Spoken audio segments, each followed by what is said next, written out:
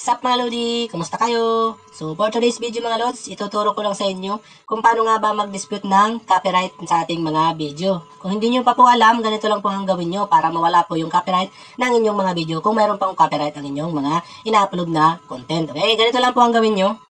Dito sa inyong mga Facebook, punta kayo dito sa tatlong slash. And then, dito sa menu nyo, punta kayo dito, scroll up nyo. Click nyo itong help and support. And then, click mo itong support inbox.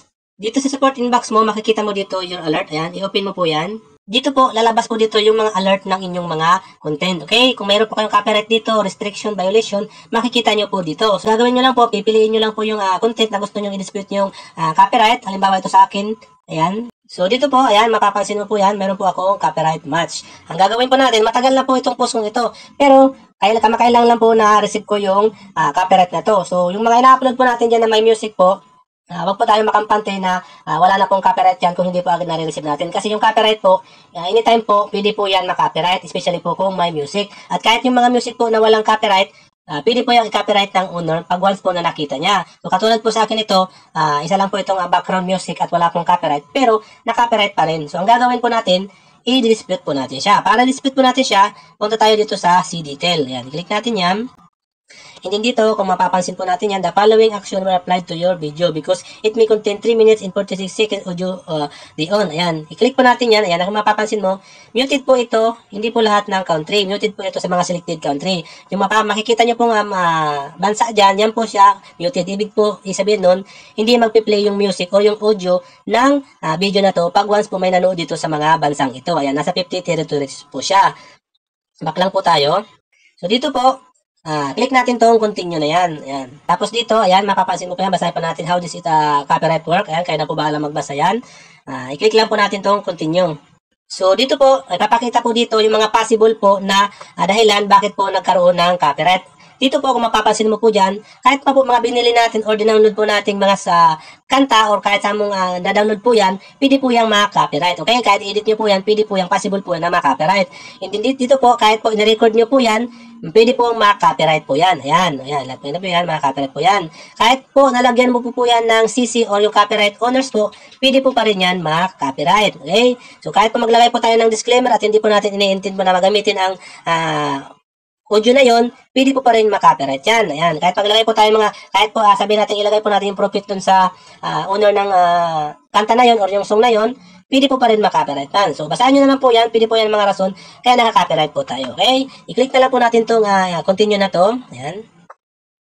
So, dito po, may tatlo po kayong option na pwedeng pagpilian. O, accept change, acknowledge this change, and action will remain applied to your video. Pag click po natin to, ibig sabihin po, ina-accept po natin yung decision na yun na i-mute po yun or i-copyright po yung ating mga video. So, dito po sa pangatlo, i-remove po natin yung video na to. Pag click po ng remove na yan, ayan, ibig sabihin po, madi-delete yung inyong content. So, siyempre, dito tayo magdo-dispute tayo dito. Submit dispute. Ayan, you believe you own this, the right to content and have the permission to use, you want to prove additional detail. Ayan, i-click mo lang po yan, ganyan.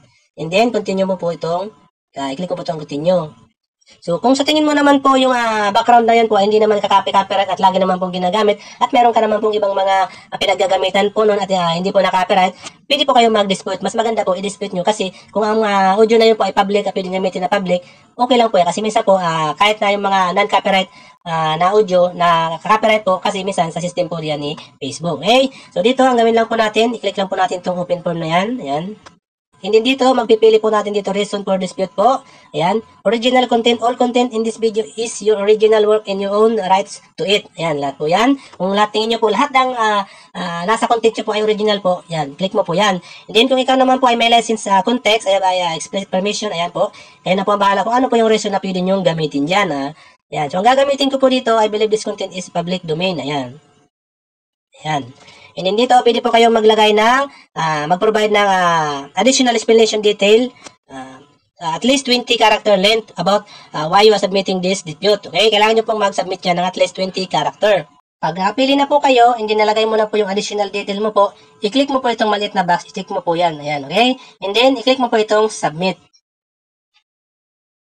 Pag once po naklik mo na yung submit, magantay lang po kayo ng ilang minuto and then mag-update po yan sa inyong support inbox. After nyo po send yung dispute nyo, balikan nyo po yung inyong support inbox and then puntahan nyo ulit yung alert nyo. So dito po makikita nyo po dito, dispute accepted. Ayan. audio was restored in some location. It may still be muted in other location if there were multiple violation. Okay? So, titignan po natin dito sa C detail. Ayan. Ayan po, kung mapapansin niyo po dito, your dispute was accepted. Audio was restored in some location. It may still be muted in other location if there are multiple violation po. Okay? So, yan po, ganun po pag-dispute ng ating mga copyright. So, napakadali lang po mga lods. Sana po nakatulong.